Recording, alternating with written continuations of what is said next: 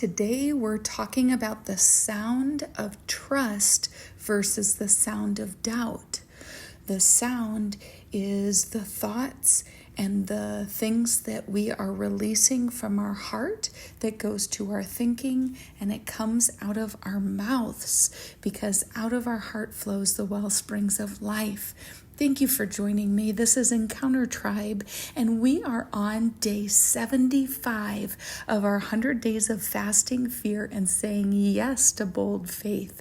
That is 75% done. We are 3/4 of the way done with only 25 days left. I can't even believe it. Thank you for joining me.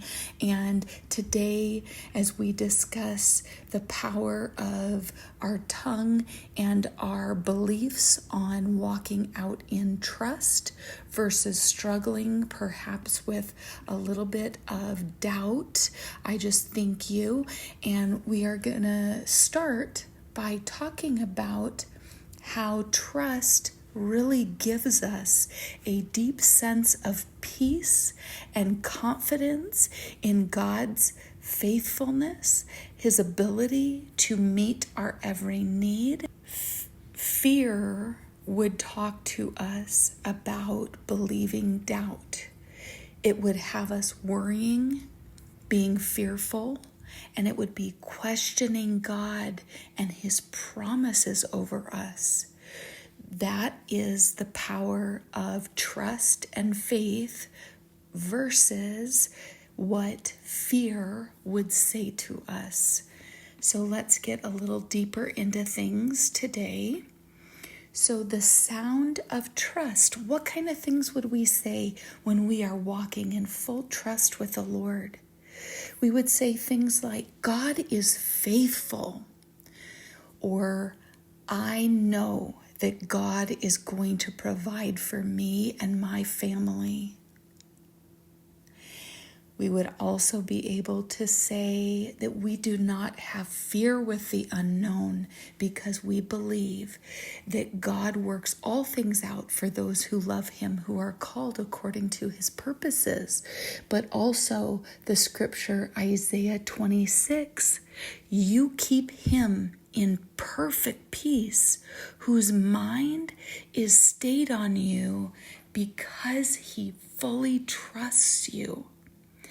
I pray that all of us would be able to meditate on this scripture, especially for us who have some struggles in fear, and meditate on the truth that we can have perfect peace when we keep our minds and our focus stayed on the trust that we have in Christ and Father God. Now, the opposite of that is the sound of doubt. And there is no condemnation. There are just some things that it sounds like that if we hear ourselves saying, we can ask Holy Spirit to teach us what would be His way of thinking or what He would like us to declare out of our mouths. But some of the phrases are, what if God doesn't show up for me? Maybe God's promises aren't for me, or maybe they're just not for today. And then the last one is, I need to figure this all out on my own. And sometimes we can get really overwhelmed with that belief. I know I have in the past when I've believed that. James 1:6 says, the one who doubts is like a wave of the sea, blown and tossed by the wind. We surely don't want to be blown and tossed, wavering in our faith.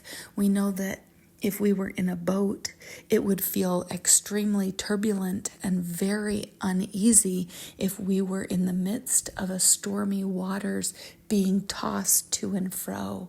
So we don't want that in our spiritual lives either. So we can ask the Lord to keep us steadfast.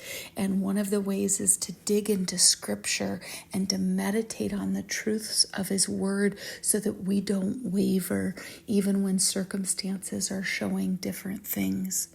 Now there's scripture on trust I'd like to share with you.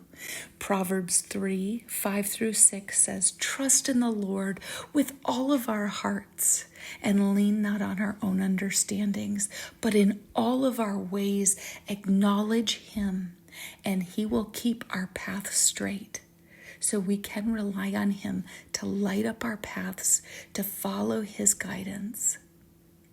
Jeremiah 17:7-8, "Blessed is the one who trusts in the Lord. He is like a tree planted by the waters that sends out its roots by the stream, and he does not fear when the heat comes, for its leaves remain green, and is not anxious in the year of drought, for it does not cease to bear fruit." This is how we can be completely spiritually stable and resilient, like a tree that is deeply rooted by the waters, so we can flourish no matter what is happening, no matter what situation. Praise the Lord. And then Nehemiah 1:7 says, "The Lord is good, a refuge in times of trouble." We can come to Him and rely on Him. Now, here is some scripture that talks about doubt.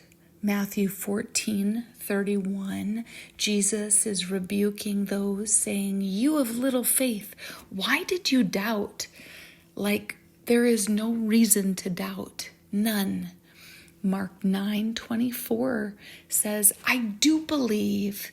Help my unbelief." This was a father who was looking for his son to be healed. And because of his life experience with seeing his son, he said, "Even if you could, would you heal him?" And Jesus was saying, "If." And the guy repented and said, "I do believe, but help me with my unbelief." He was being very real with Jesus, and Jesus healed his son. Hebrews 11:6 says, "Without faith, it is impossible to please God." Now, these scriptures on doubt are not to have condemnation. They're to call us into faith. They're to help us to realize that faith helps us, but doubt hinders. And then the last one is Romans 14:23. "Whatever does not proceed from faith is sin." So we want to turn away from things that are not faith, especially the roots of fear. If trust had roots and doubt had roots, where would they be anchored? For trust, they are anchored in God's character, and the belief is that God is who He says He is. Now, the root of doubt, however, it's anchored in fear and self-reliance, and the belief can be maybe God won't come through. So I love seeing the root of the belief so we can dig down deep to find out what is in our hearts. And then we can change our thinking with the Holy Spirit and discovering what is true and pure, and what we can meditate on that is lovely, so that we can begin to change our minds, to renew it to the mind of Christ. Now, I invite you to release the sound of trust in your life. I invite you to Psalm 56:3. "When I am afraid, I put my trust in God."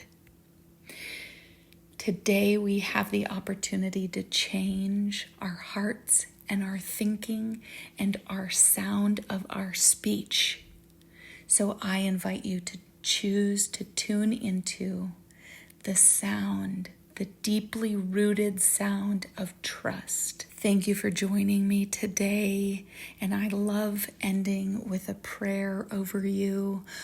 Holy Spirit, Jesus, Yeshua, and Father God, We invite you to have your way in our lives, to produce and help us find greater levels of faith, deeper roots of faith and trust, and the roots of doubt that stem from fear. Would you go in and cut it off with the blood of Yeshua and release us into complete freedom of fear and walking into faith? We praise your holy name, and we declare and decree that our lives will be filled with the fruit of following you and being part of your family. In Jesus' mighty name, amen. I hope that you enjoyed today's episode, and I hope that you join me tomorrow for day 76 as we continue this journey of getting rid of fear and walking in greater levels of faith. Blessings to you.